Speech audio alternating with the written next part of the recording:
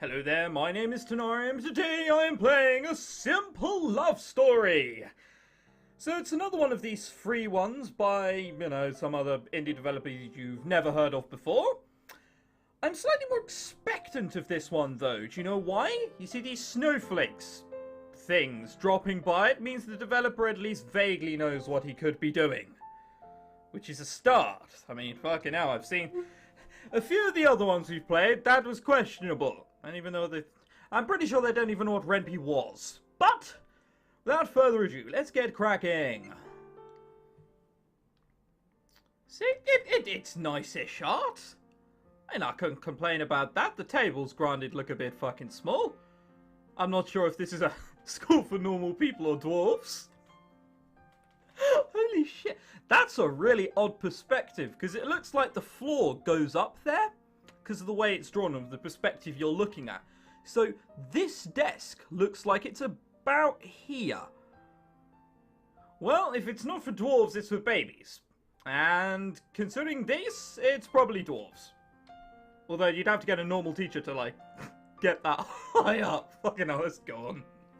My eyes darted around the room as the number of standing classmates dwindled, eventually to none.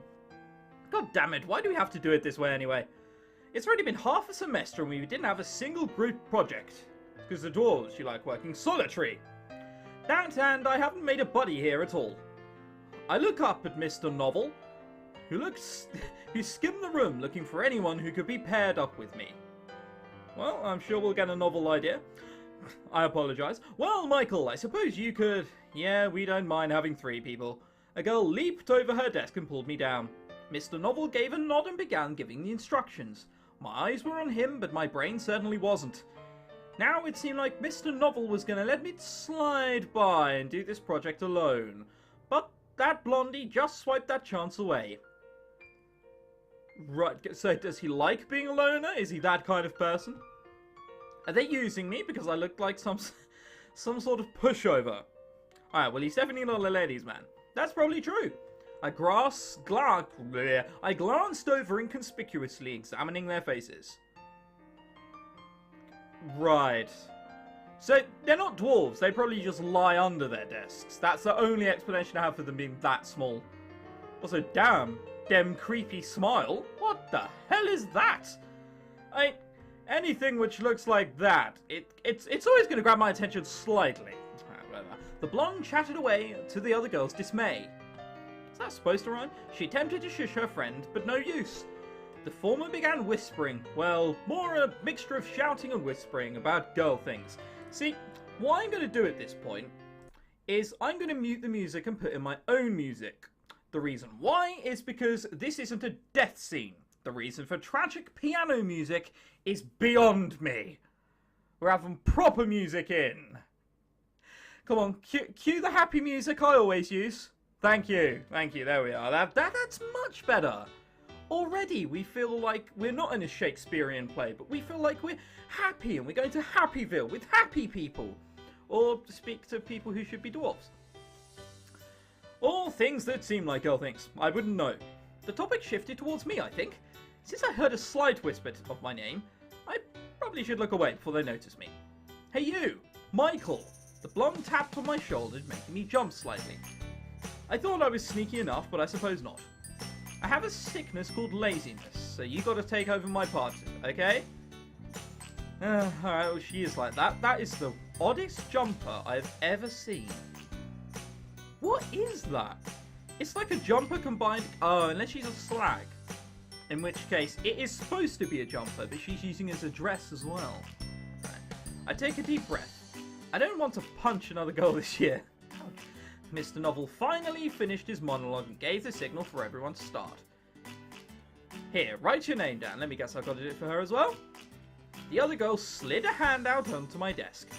As I was scrawling out my name, I took a quick look at their names. Aceline and Emily. Aceline. I assume that's not Aceline, because that would be a bit fucking weird for a name. Aceline. No, alright. So you've got an Irish and a Yank. Gotcha. Okay, now, now he's out of the way, let's get started. Okay. What ideas do you guys have? Aceline, you have any? I was thinking battleship. but it has nothing to do with statistics, so I don't really have anything. Oh, good. Yeah, I don't think it does. Also, what are we doing again? I wasn't paying attention too much. You were too busy ogling my chest, right? Alright, they're that kind of people. Don't worry, it happens all the time. We're supposed to be making a gambling game, actually, and write down the chances of winning. Maybe we could do a game where they're supposed to guess what number comes up out of the die, and if it's correct, they get double their bet. That sounds fucking unfair. A 6-to-1 chance of winning, and yeah, no, that sounds about gambling, right? Actually, I suppose. Oh, and fucking hell, in true Star Trek fashion, someone disappears. What the hell was that? Oh dear, they say in a casino that the only game you can win out of skill is poker. Not video poker, poker. And I'm alright at poker, so that works out for me. Emily nodded and jotted down our ideas, not saying a single word while doing so. When we finished explaining, she stretched her arms and sighed confidently. Phew, we finished pretty early. So, Michael, you want to eat with us? Sure. I mean, you don't really eat with anyone, right? I've never seen you with anyone. Well, actually, I enjoy the silence, actually. That won't get you anywhere. Come on, eat with us. The way it keeps disappearing and then appearing with more text is confusing me. I keep wanting to instinctively, like, read from the left, and then it's exactly the same what I've just read. Read, blah, whatever. I haven't met anyone new in a long while, so this is a good chance to fill my quota. Well, it's good that you have a quota of friends that you should and shouldn't see, and that you should see a certain amount. Oh, right, okay, hang on. I just saw that on the board. 450, that equals 7.7. I read that as 77. I was like, hang on a minute. You don't have to come with us if you don't want to. Wait, what? I just looked at that. I just dismissed it as normal bullshit. But hang on. A probability of a jack is 4 out of 52. There's 52 cards in every deck. And obviously there are 4 of every card. And, you know, 4 suits and whatnot. But they needed someone to write that down? Really? You know you're going to get one person going, oh, so what's the probability of a 9, sir? Having no idea what's wrong with that question. Oh well. Don't have to come with us if you don't want to. Emily just loves the extra company. I'm still not sure if I know who's who. Aseline is the fucking one who's dressed up like a Dickensian. And Emily is the violet one. Right, the slag. It's been a while since I last eaten with anyone. My family included, actually. Oh, ouch. As much as I wanted to turn down this invitation to a lunch harem, I agreed. At that moment, the bell rang and everyone squirmed towards the exit. Emily excitedly rushed towards the exit as well, waiting at the door while Aseline, that'll do, and I were calmly packing up. I assumed we would head towards the cafeteria, but expectations were shut down as they led me over to the library. That's one bare-looking library.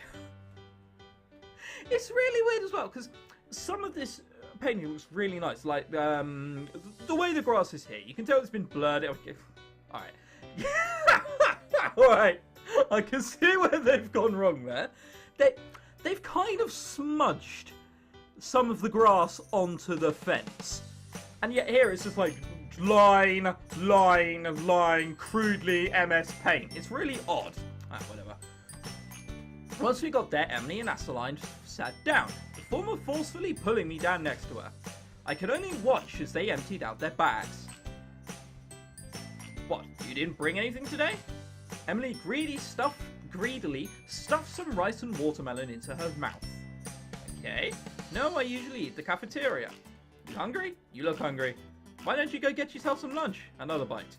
In hindsight, her lunch sounded disgusting, but I'd have loved to have taken a small bite. It does sound pretty disgusting. I'm with Michael on this. Their wait is usually around this time, so I'll most likely have 5 minutes when I finally get something to eat. Aseline ripped a quarter of her sandwich and placed it on my lap, along with a small pink napkin. Here, you can have it. Aseline seems so much nicer than Emily. Emily just sounds like a dick. Right. I never eat the entire thing. Thanks, I wasn't too hungry, but since she offered, might as well. Before taking a bite, I thanked her. Are you always by yourself at lunch? Yep, Emily popped a gallon of soda from her bag. How much is a gallon? A gallon's quite a lot, isn't it? I might be wrong, but... Alright, it might just be 2 liters for all I know. I don't know, I do things in liters. I guess I'm not lonely. I just enjoy having time to myself before class starts again. Sounds like an excuse to me. You don't have any friends to hang out with, right? Sounds like an excuse. Oh, you see what I mean? The whole text disappears, and I go back to the left to read it, and it's not there anymore. Did I hit the mark?